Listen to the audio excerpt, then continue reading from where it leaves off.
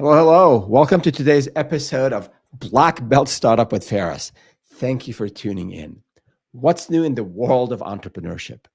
Have you ever tossed out a quick thought online, then suddenly find yourself drowning in comments? Well, 2 weeks ago, I casually posted on Reddit asking people if they had questions about entrepreneurship, and boom, 300 plus questions came pouring in. And I get it. People are having a lot of issues, a lot of challenges in their businesses. Some were stuck on things like balancing their time while trying to scale. Others were hunting down these elusive, high paying clients. Others were trying to figure out retention, how to keep clients and get more business out of them. And while others were trying to boost their stubbornly low conversion rates. And as I researched and prepared more for today's episode, I was reminded of some eye opening stats. Roughly 90% of startups fail, and about 10% don't even make it past year one. 50% of businesses don't survive beyond 5 years. And then, in terms of scaling, just 22% of new businesses that were launched in this past decade have successfully scaled. Now, I know those stats can sound intimidating. 90% fail, 50% won't see their fifth birthday, and only 22% scale successfully. So it is tough out there. But the good news is that these 300 plus questions and the 20 plus hours I spent answering them revealed something incredible. At least I think so. Each of those challenges that founders and business owners shared, these challenges, they have clear, actionable solutions. And through my own personal experience and working with other entrepreneurs and founders, I've either navigated these waters or I've seen other founders navigate these waters, and I've seen the processes, the systems, the mindsets that are all required to build and grow and scale, and potentially in the future, if you want to sell the business and reach seven figures or even eight figures, as in our experience. So I'm going to walk you through exactly how I do it. I would do it again. But before we do that, I want you to grab your notes and stay plugged in, because the specific examples that I will be answering, or the specific questions I'll be answering, might not be in your vertical, in your sector, in your journey of your business, but I put a lot of thoughts behind these answers. So I'm pretty sure you'll get a gem or two from listening to the issues that other founders and other business owners are facing. And before we dive in, a couple of housekeeping items. One, if you have a comment, if you have a question, I'd love to hear from you. Whether you are watching or listening live now or tuning in later, leave us a comment on whichever platform you're on: Facebook, LinkedIn, Instagram, X, YouTube, or LinkedIn. Let me know what the struggles you're going through, the questions that you have. If you are having some wins, small or big, I'd love to hear from you. And I'd be more than happy to help you overcome any of the challenges that you are going through. Just leave us a comment. If it's something a bit more specific and personal, you can email me at Ferris@startupwithferris.com, and I'll get back to you. And we don't share any of this confidential information with others.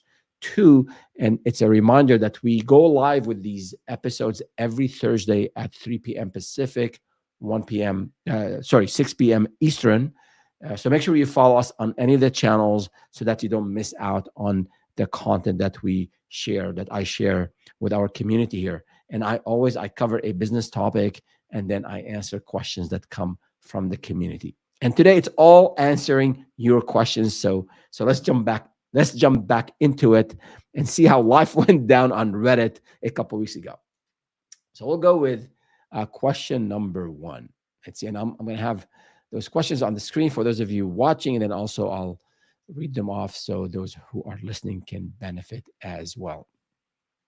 So question number one from Double G357. I own an accounting firm, and we've only been at it for 2 months, but I'm juggling a full-time job and obviously this side hustle. How can I maximize the limited time I have to find leads?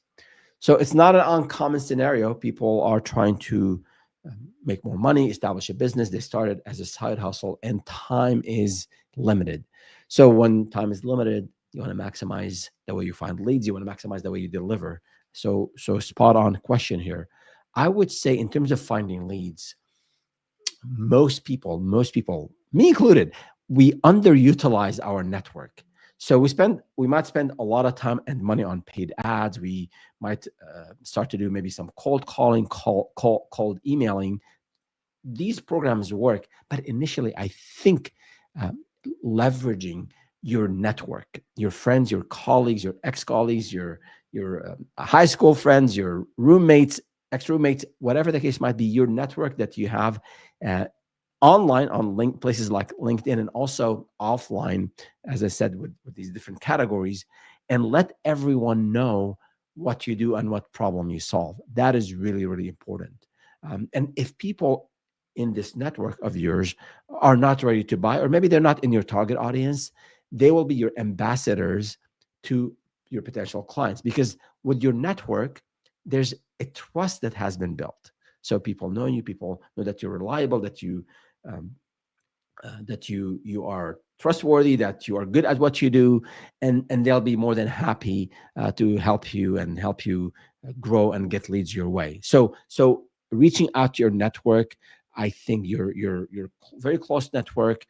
Maybe again, go back on LinkedIn, and you can download all of this actually on LinkedIn, and sort out this in a spreadsheet. Like, here's people who are really close to me, and I can maybe send them a specific message. Those I've worked with maybe 10 years ago. So maybe warm it up a little bit, see how they're doing, see if you can get them on a call, get an update from them, and see if you can help them out. Always reciprocate, and then they might be able to help you out. So I would say start with your network. That's, I think, something that a lot of founders underutilize. And then the second thing is, you have to make sure you define very, very well, define your target audience. So your target audience, basically marketing jargon here, people who are going to likely to buy from you, or people who are in need of your service, people who are potential clients. So know where your clients are. That's really important. Know who they are, and then know where they live, and then um, go go fish where the fish are. So with limited amount of time, you don't have a lot of bandwidth maybe to explore different things. So really have a good understanding of where your clients, potential clients, are, and then you want to be there. And we're dropping a video on this in the next couple of days on identifying your target audience, finding them, and specific step by step guide how to find and engage your clients. And then one more thing, in terms of maximizing your time, your efforts to get leads, you can also do some pre-qualification. So for example, you can have a form on your website, maybe just a straightforward, easy Google form, maybe like a Calendly form that you can have, where you can ask a few questions. You can potentially and then you get those questions ahead of time, and then you can see if they're qualified or not. So these are some ideas on maximizing the limited time that you have. But I am very happy that you have taken the leap and you started something on the side. This is your accounting firm. My other recommendation is, don't think of the side hustle as a long-term side hustle. At one point, you got to invest time into it to make it your full hustle. It's hard to be really good at what you do and make a lot of money and grow in your full-time job, and at the same time grow and scale a side hustle. Something has to give. Initially, it's okay, but don't make side hustling a long-term strategy. It just won't work.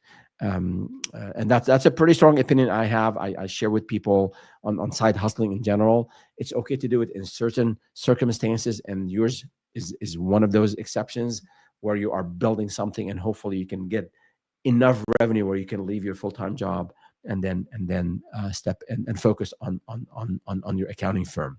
And we do have actually video. We did a live stream on developing your financial runway, so that you can make that that send that resignation letter that you're eager to send when you're ready financially, and you've got some traction under your belt. Excellent question, and hope this is helpful. Again, for those of you who are just joining us today, we are answering questions from this viral post that I put on Reddit. We had 300 plus questions, so we selected a few that we're covering today. And please let us know in whichever platform you're on. Let us know if you have any specific question. I will take on live questions today. I'm not just going through. I'm just going through the ones that I posted on Reddit, but I'm also taking live questions. So feel free to send us what you have. Good. The second question here is from our friend Flat Alternative 286. He asked something I can totally relate to. He said, I'm in web design and in marketing, only free after 6 p.m. So there looks like they also have a full-time job.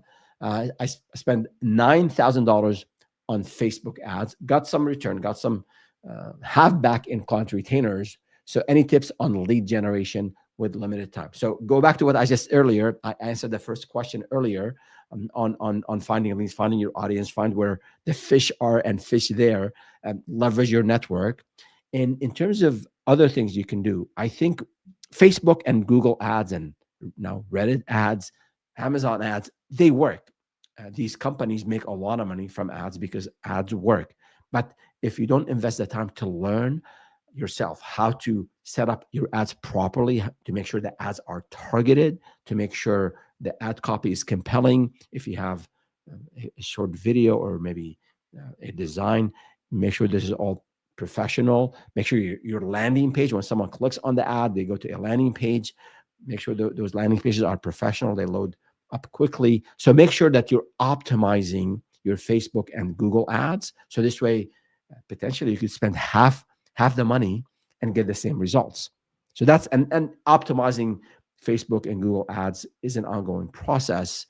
And my recommendation to founders on things like that, either learn ads, learn paid ads, and do it yourself, or maybe someone on your team. Or if you don't know how and you don't have the bandwidth and you have some budget, hire an agency that has a track record in your field, and also for companies your size, and pay them that retainer to manage the ad campaigns for you. It's really easy to go create an ad, and Google and Facebook and others, they make it really easy for you to post an ad because they start making money right away. But it is on you to make sure that the ad campaign is set up properly. So it's okay to spend money on ads, especially if it's getting you some retainer. And you said, it got you 9K in retainers. Are you upselling? Are you cross-selling to the clients that you already have? Because you might have already made more than the 9K with maybe some upselling and cross-selling and maybe some ongoing services. So again, go back and listen to the first question on what I just answered about leads, and then leverage your network and make sure your ads are fully optimized. Great. Moving on to the next question. This is from Coach K Lady Smith. I only have one recurring monthly client. You have a client, that's great. Standing outfield stuff. How can I secure more leads without a crazy high CPA, cost per acquisition?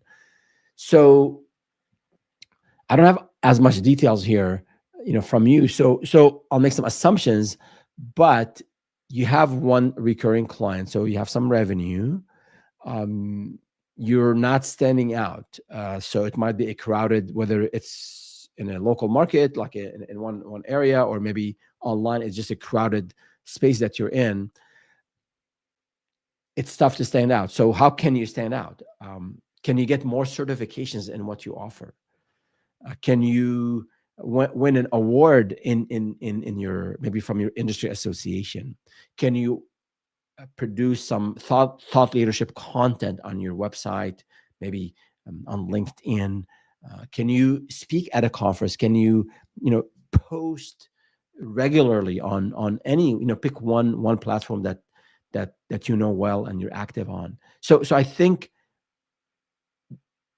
we can stand out in a market by doing any of these things. Now, you might not be, if you're small, you're just starting, and you have a competitor who has 20 times the resources and the people. You can't really compete with them.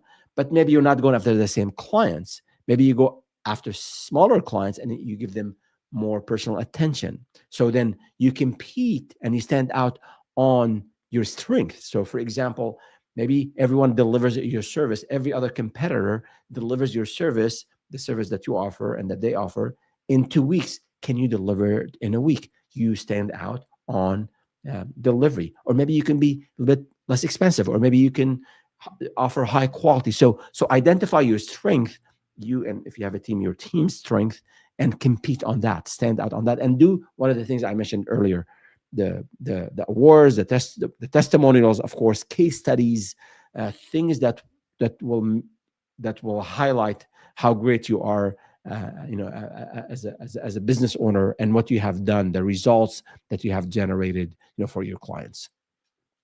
And then, what I always emphasize: networking. Only great things come out of networking. So make sure you're out there, you're meeting people, one on one, and you're establishing that credibility and that trust. And, you can learn about, we have a lot of content on our YouTube channel, also on our website at startupwithfares.com, on how to do networking. If you're the type of person who is not an extrovert, and you have trouble, pitching your services, that's okay. Try it out. Go to the local chamber of commerce event, the monthly event, or if you're in a smaller town, they don't have a chamber of commerce, maybe there's some sort of online thing that you can attend, like a meetup. But it's a muscle, being out there and pitching your services and listening to what people need in terms of the solutions that you offer, the problems that people have, and the solutions that you offer. It's a skill. No one was born with it. Some of us may be more comfortable being out there in a crowd, but the most of us, 70% of founders, and they come to entrepreneurship without any sales and marketing background. So it's okay if you feel uncomfortable, you're not sure that you're good in these marketing events, in these networking events. Go out there and do it and practice, and just, it's a conversation, right? And you'll struggle the first time, you'll struggle the second time. It gets easier over time, and you can see how others are doing it and learn from them as well. Good. So, and then you have a question about the CPA, the cost per acquisition. So if you're running ads, it sounds like you are, then, or maybe you're spending money on other marketing initiatives, see how you can optimize those campaigns. Maybe if you're exhibiting somewhere, maybe you can negotiate how much you're paying. Or if you're running an ad in a magazine, maybe you can try different offers, see which one is doing better for you in terms of responsiveness from the reader. So a lot of it in marketing, you have to try and then optimize on the go. And no one guarantees sort of a specific ROI. A lot of times you have to do something and then tweak it as you go. All right. Hope this is helpful. Moving on to the next question. This is from Wallet Inspector 2. I run a SaaS alone, making over $2,000 a month. Congratulations on the revenue that you have. I'm struggling to find freelancers, barely doing marketing, and hesitant about raising prices. So a lot of questions here in this one question, but these are solid concerns. So I get it. Running solo could be very, very intimidating, could be very, very overwhelming. So I would say, in terms of finding good freelancers, I mean, there's a lot of platforms out there today, whether it's Upwork or Fiverr, or if you want something more like on the consulting side, like maybe GLG, you should be able to find almost any other any talent that you're looking for.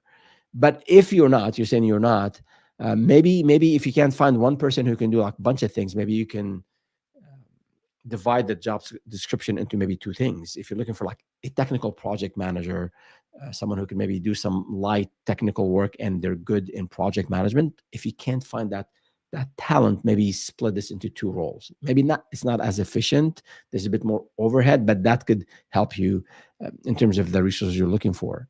Now, in terms of hesitant about raising prices, I hear you. So unless you're already pricing very high, unless you're like sort of doing premium pricing and you're like charging as high as anyone else is, unless you're in that category, I always tell entrepreneurs, like, what's the worst case scenario? Let's go to one extreme.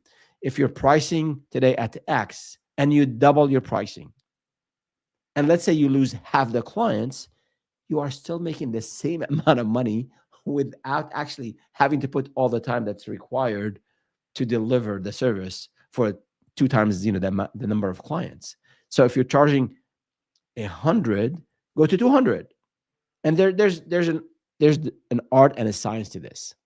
Uh, you don't just surprise people. You can have, maybe you can grandfather some pricing for the first 3 months. You can announce the new pricing for new clients only.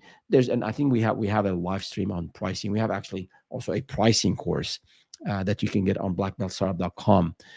So in terms of pricing, I know everyone is hesitant on raising their prices, but you can do it gradually as well. You can change your pricing model. If you're doing hourly, maybe you can do project based. If you're doing project based, maybe you can do higher hourly. You can do value based pricing. You can do tiered pricing. So again, check out, we have a full article on our website on pricing, and we also have a course on blackbeltstartup.com, a mini course actually you can finish in an hour, that covers all pricing models, and you can maybe pick and choose the ones that would work for you best. Good. Moving on to the next question. This is from Big Mammoth 4755. I'm a licensed civil engineer looking to quit my corporate job and scale up my own firm. What would you advise? I'm happy that you are thinking of taking the leap. The next thing is to actually take the leap. And I mentioned earlier, we did a couple of live streams on building your financial runway and the steps you want to take in terms of preparing for taking the leap, financially and also otherwise. And check those out. And we have, I think, an hour each, so a lot of details there. And we have some templates that can help you. But for now, sort of a quick answer. You're a licensed civil engineer. So make sure that the service you'll be offering has people. There are people who are looking for that service. So if you're already part of a big company and the big company get these big contracts, you want to be able to when you go on your own. I'm assuming you already have the licenses that you need. So just double check that you have the required licenses and any regulatory things you have to keep in mind. But I would start with defining the target audience. What service do I have, and who will benefit from that service? What problems would I solve? I was working with an entrepreneur who is, I believe he was an architect or a civil engineer who is really good at one software that is used in when they're constructing buildings. There's some sort of 3D mapping that is required, and he's really fluent in this one software, and he knows exactly what he wants to do. So he is actually in a similar boat. He's leaving his firm and he wants to start his own business, and he wants to offer this service to his previous employer and also to other engineering firms, because it is a specialty that is typically hired for, and it is required that everyone uses in his field. So I think identify what you want to offer. Selling to everyone and selling everything will get you no sales, and no one's going to buy from you. So the more you define your own service, and then the people who are likely to buy your service, I think that is what we call vetting the business idea. That's part of your business planning process. I think that's where you want to spend a lot of time. And then unless you have some let's say you do the vetting process and everything checks off and you're ready to make that move, it's really up to you based on your financial situation. If you've saved a lot of money and you have a nice runway, maybe you can give your resignation tomorrow and then go put 10, 12, 14 hours a day to build that business. But if your financial situation is not as I guess as comfortable, or you don't have that long of a runway, I would say do everything you can ahead of resigning. you can start your LLC, you can, or S corp, your legal entity. You can, if you have a business partner, you can work on the business, the partnership agreement. You can do a lot of the market research way before you leave. You can start potentially pitching. You can maybe have a side project again, and have some revenue. You can do all of that ahead of leaving your current job. So if you, but that's obviously that there's always a sacrifice. There's hard work is always required here, to start and grow and scale to 7 and 8 figures. So you can do everything I said if you can spend time in the evenings and then on the weekends. But if you have other obligations and you can't do that, then maybe this is not the time to take the leap. To summarize, vet the idea, know exactly what you want to offer, know exactly the audience you want to go after, and then to the extent that you can start building the start building that business before you take the leap. And then as you get revenue, you can then take that leap and be more confident.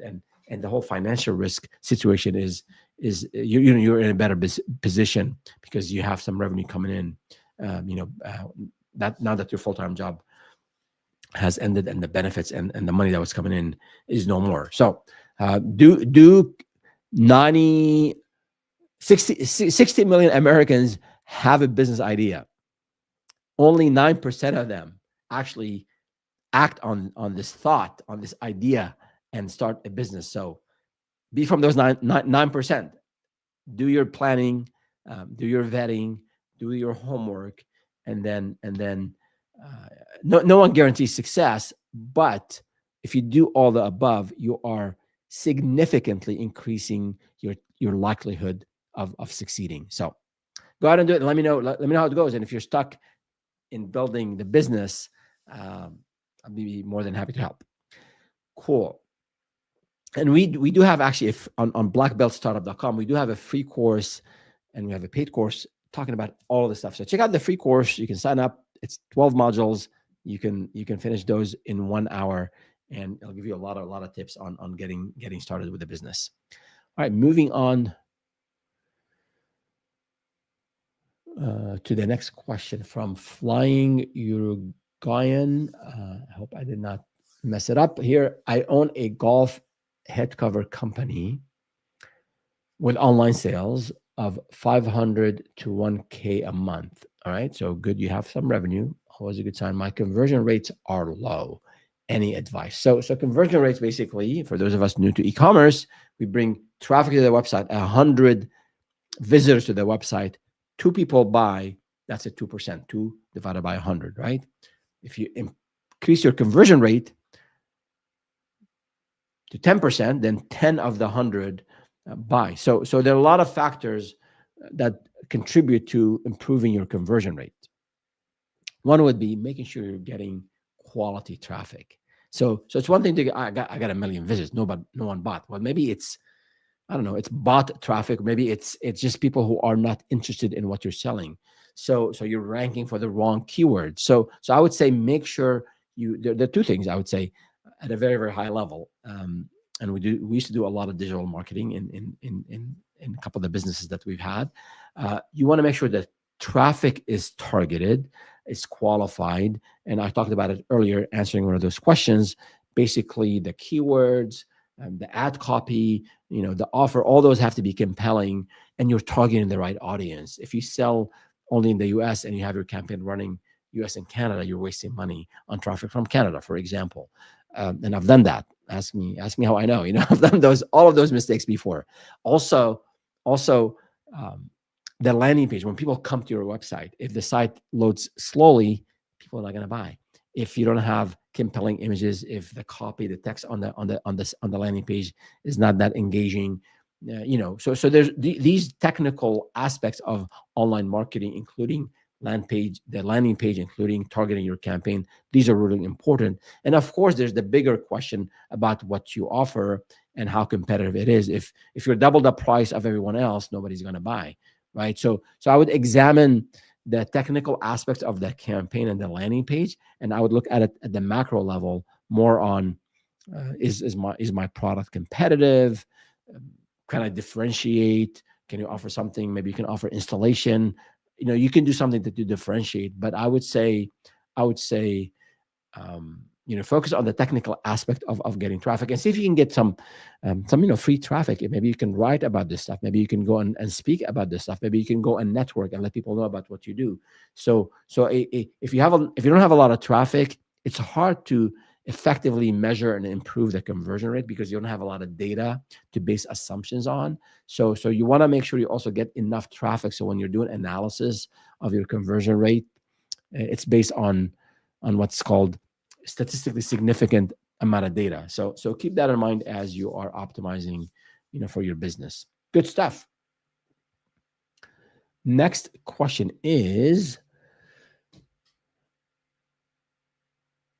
from here. Let me make sure it's on the screen. It's from Daniel Kim 18, who's running a consulting business. He says, or maybe she, depending, I guess, who's behind the name. I'm a 10K monthly recurring revenue. They sell consulting, thinking about doubling prices and onboarding help, advice on scaling. So I like the idea of doubling prices. I'm always in favor of examining where you are with pricing and not competing on being the lowest pricing, unless that's just your business model.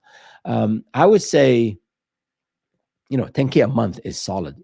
10K of monthly recurring revenue is very solid. So nothing too shabby there. I would say, you want to onboard some help. You want to double your pricing. So you're growth minded. You have a growth mindset. That I like that as well. I would say examine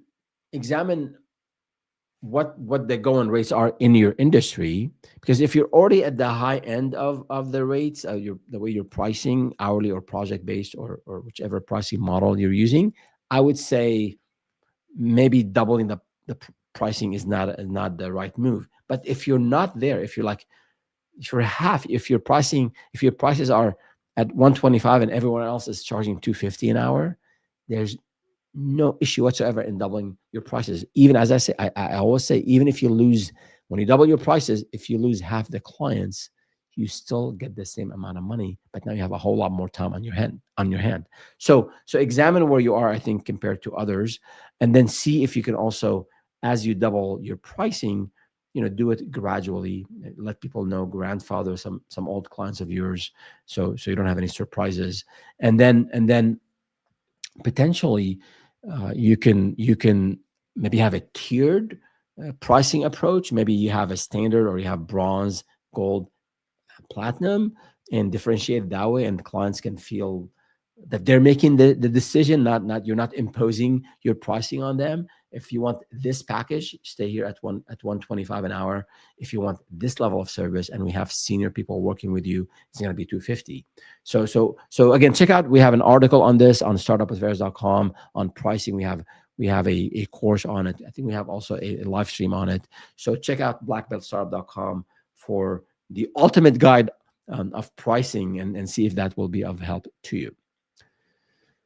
Good. Moving on to the next question, and we covered this already on screen. So let's go to the next question from Altruistic Market 858 and they have. Let me make sure. Yeah, we need to move the one on the screen to the next question. We already answered this one here. So this is from a cleaning business. Starting a cleaning company. What's better for scaling? W-2 with or without benefits, or 1099 contractors? So again, for those of you new to business, W-2 typically full-time employees, and you offer them benefits, insurance, 401k plans, PTO, time off, all that good stuff. Or you hire contractors, you pay them hourly or a fixed amount on a monthly basis. They're responsible for their own taxes, and contractors typically don't get the benefits that employees get. So, in terms of scaling, I like W-2, full-time employees with benefits or without benefits, or contractors like that. That's not the first thing that comes to mind. From an employment perspective, 1099s, contractor, are faster to hire. There are no long-term commitments. So yeah, maybe it was is easier to do that. But from a scaling perspective, I think that the core services that you have as a business owner, things that are core to your business and things that are strategic, you want to build the expertise in house. You want people, your processes, your systems, your SOPs, all of that. uh, it has to be there for you to scale. So it's hard to do that with contractors, especially if they're coming in and coming out. And there's some, talk to your attorney or your accountant. There are certain constraints on 1099s. So make sure you're in compliance. But I would say to scale, you know,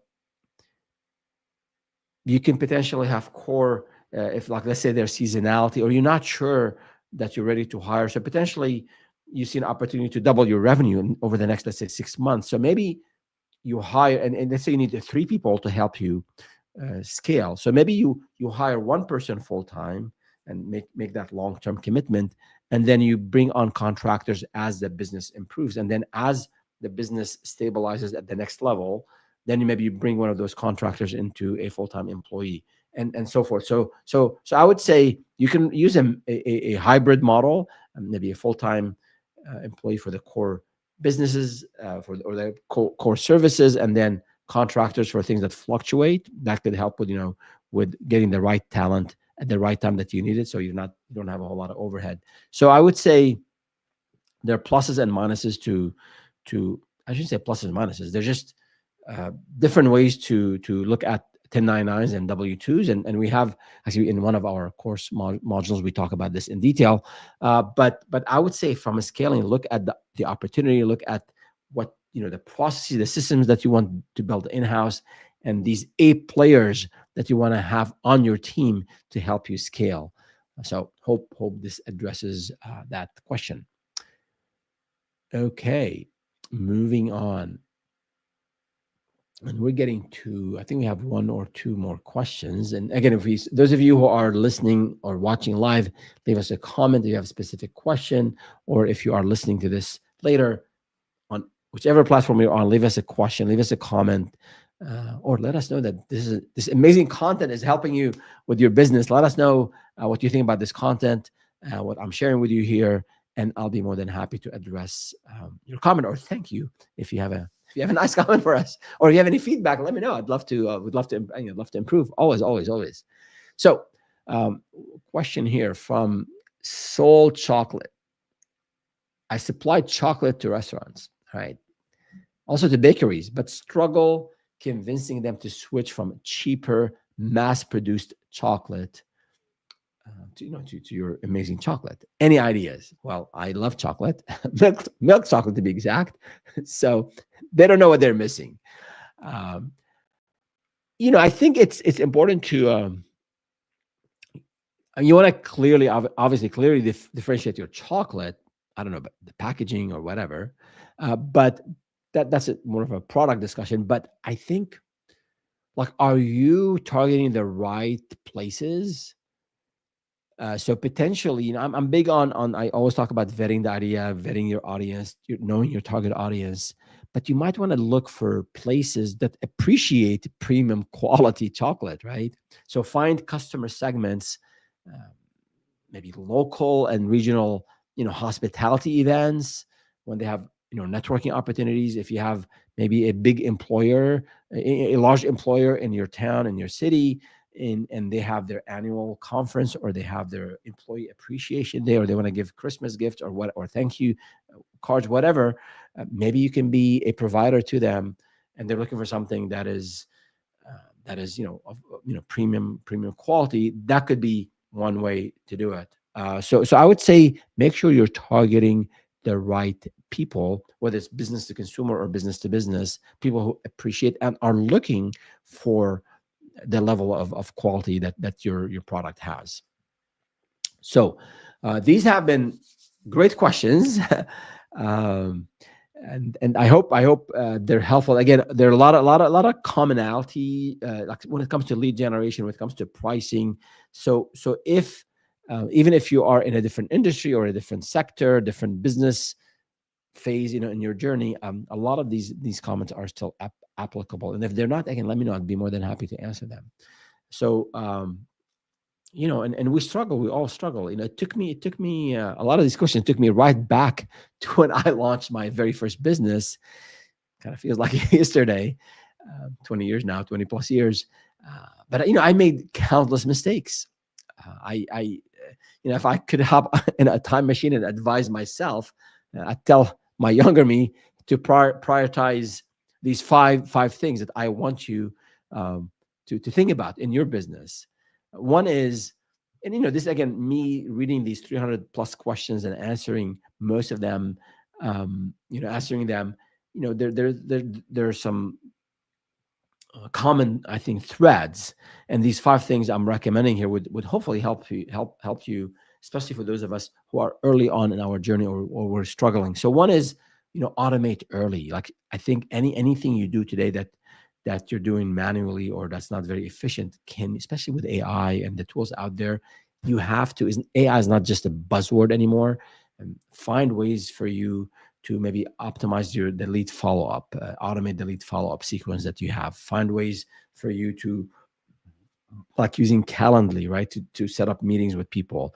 Qualify people with a form. So any way you can automate what you're doing, things that are mundane, repeatable, that are, that you just they feel like a chore to you. See if you can automate it early. So, and you're building systems, so when it comes time to sell the business in the future, and you have the more SOPs, the more systems, the more processes you have, the more valuable the company will be. So automating and having that mindset of always looking for ways to be more efficient, I think will serve you really well over time. The second thing about niching down, and niching down clearly, I think you want to be known for a specific solution. Generalist, blend in. Specialist, get paid. I'm not saying there's no space for generalist. There is. I think, at least my experience, the successes we've had by specializing. We used to do web design and web development and online marketing, and as we started to niche down to online marketing, and then as we niched further to analytics for midsize and later for Fortune 1000, Fortune 500, I mean, the whole business model changed. Our revenue numbers skyrocketed. Our margins improved significantly. So niching down helped us. You can niche down with kind of the type of services you offer. You can niche down within a specific sector. A lot of ideas. There's a great book called Niching Up. I read it last year. It's not a very easy read. Great book. Check it out if you are thinking or struggling with niching down, or just ask us. I'll be more than happy to answer your question. Number three is master your pricing. This was a common thread as well. So change, you're charging for value, not just for time. So if you're just competing on pricing, it's not a sustainable strategy unless this is your business model. You're very efficient and you can just compete on price and still have a nice margin. Then that's fine. But for the rest of us, I think competing on prices only is not a good formula for success and for scale. We talked about building systems, and structuring your business so that uh, it could thrive without you. I think that's another good reminder. And the last point here is that in any way possible, you can create some sort of repeatable, predictable revenue. Be all over this. Even if you're the type of service that you offer, maybe the product is sort of a one-off. Can you find things around maintenance, about training, about ongoing support, about upkeep? Find ways to create some sort of revenue, recurring revenues. Find ways to find a recurring revenue stream that will help you in so many different ways. You'll have some stability. You can project better. You can project and predict better for your business, your hiring, your expenses, your margins. So look for ways to increase your recurring revenue, and that will serve you well in so many different ways. So that's it. That's it for today. Again, thank you so much for joining us here and submitting that questions. Those of you on Reddit, and then for those of you who are listening or watching to us, keep sending those questions. We answer them as they come, and I'd love to hear from you regardless. And if you are liking what you are hearing, follow us. Click the like button. Go on our YouTube channel at Startup with Faris. Faris spelled Feras, and Subscribe, like this content, share it with others. We'd appreciate it. And don't forget that we have a training and coaching program at Black Belt Startup with Ferris. It's blackbeltstartup.com. It's a complete curriculum from A to Z on how to start a business, how to grow a business, covering all the pillars of a business, from sales to marketing to hiring to business planning to every other aspect. And this whole program is built on timeless principles, time-tested principles in both martial arts, the background I have, and then also in business, 20 plus years in entrepreneurship. And we do have special offers for those of you who follow us on this podcast, on this episode, so you can get 20% off all things Black Belt Startup. So we have 3 products. We have an entrepreneurship foundations curriculum, 60 plus modules. It's at $99. You get 20% off with this code here, BBSU20. We also have the full training and coaching membership with access to me via office hours. That's $4.99 a month, and you can get 20% off with this BBSU20. And then we also the recently announced pricing mini course for $29. You can also get a 20% off using this BBSU20 promo code. So again, hope you found this. Make use of these resources, and we have the free course of course, and happy to answer any questions that come our way. And I think that's it for today, and see you next time.